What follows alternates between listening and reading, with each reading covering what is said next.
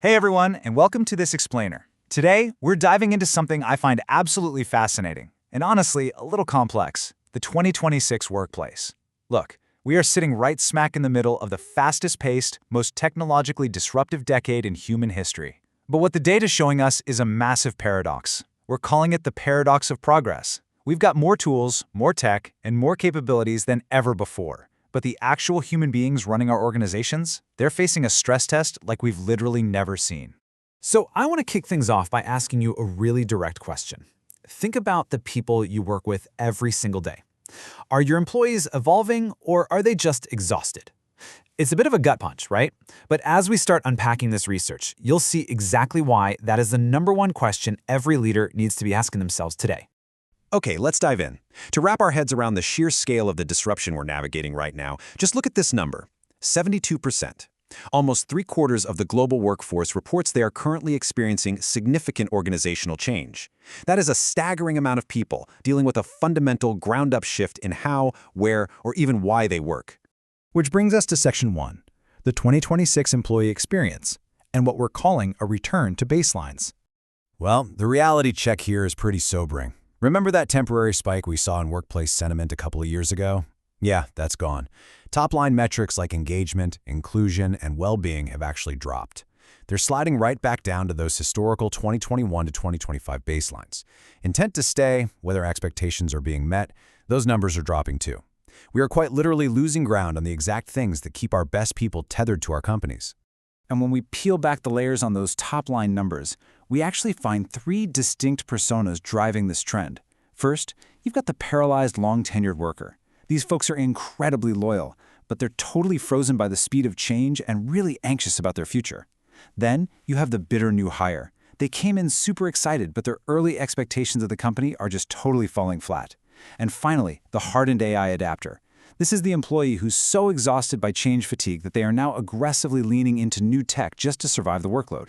Moving on to Section 2, the paradox of org change and why we need to find that Goldilocks zone. You see, the source of all this change matters immensely. It's not all created equal. On one hand, employees see good change. This is stuff like modernizing the company, rolling out new AI tech, smoothing out workflows, or getting a crystal clear strategic direction. That kind of stuff actually fires people up. But on the other side, you've got bad change, the exhausting kind. Layoffs, constantly swapping out leaders, and those endless reorgs that instantly make everyone want to go update their resumes. That is the exact kind of change that makes engagement and productivity fall right off a cliff. But here's a data point that completely defies conventional wisdom. Look at this. Employees who are experiencing significant change actually report 74% engagement.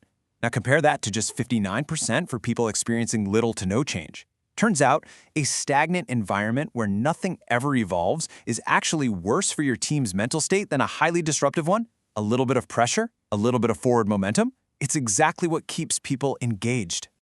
So the real trick is knowing who on your team is struggling the most to find that balance. And the data is flashing a massive warning sign about employees who have been with you for over 5 years. Think about it. These are your culture keepers. They hold all that critical institutional knowledge. But right now, they're the ones feeling the most stagnant, paralyzed, and genuinely worried about what's next for them.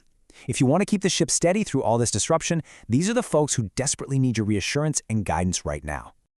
All right, let's look at Section 3, the shadow AI problem, or what happens when employees try to solve productivity pressure in the dark. So, check this out. Right now, a whopping 52% of employees are using AI at work on a daily or weekly basis. That's over half your workforce. They are leaning into this tech hard because they want to get work done faster, boost their quality, and basically unlock superpowers they just didn't have a year ago. But there is a huge catch here. Listen to this warning from Chief Security Officer Asaf Karen. He points out that the biggest security risk isn't actually the AI technology itself. No, it's the shadow AI that pops up when companies fail to give their teams proper, safe, governed tools. When you just lock down AI, instead of showing people how to use it safely, you're inadvertently forcing your employees to sneak around your security controls just to hit their deadlines. And before you know it, they're dumping sensitive company data into personal, totally unvetted AI accounts. And the data spells out exactly why this is happening. When employees aren't feeling a lot of productivity pressure, only 23% go out and find their own AI tools. But the second you dial up that pressure, boom, that number skyrockets to 51%. Highly pressured employees are more than twice as likely to source their own unapproved AI tools just to keep their heads above water. They're essentially hacking their own productivity because they feel like they have literally no other choice. Okay, moving to Section 4, the hidden costs of cutting costs, focusing on the front line and new hire disconnect. The warning signs in this section are just flashing red. Get this, only 36% of new hires feel their actual experience is living up to what they expected. That classic new hire honeymoon phase? Yeah, the data shows it's turned downright bitter. Why? Mainly because onboarding is still stuck in these cheap, light-touch COVID-era models. We're talking about people who barely even get to meet their managers face-to-face. And at the exact same time, your frontline and part-time workers are seeing this massive, widening gap in communication. They aren't getting useful feedback, and they feel completely disconnected from the leadership team. Organizational psychologist Georgie McIntyre totally hits the nail on the head when it comes to solving this. She points out that if we want to stay competitive, we have to stop treating professional development for frontline and part-time teams like some optional perk or discretionary cost. It's got to be a non-negotiable investment. Because when frontline staff feel ignored and disempowered, that apathy doesn't just stay inside the company walls. It turns into a serious business liability. Because guess what? That apathy instantly bleeds over to the customer. This is wild. When researchers asked frontline employees what causes bad customer experiences, they named the exact same issues that the customers themselves complained about. It almost always came down to communication problems and service delivery failures. When you try to save a few bucks by cutting corners on employee training and onboarding, the customer feels it immediately. Your employee experience and your customer experience, they are literally the exact same pipeline. So how do we fix all this? Section 5, the power of active listening, and how we actually bridge that disconnect.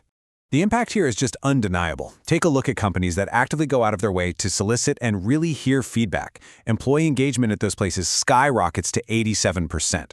Now compare that to a pretty dismal 44% at companies that don't listen as much. It is literally night and day.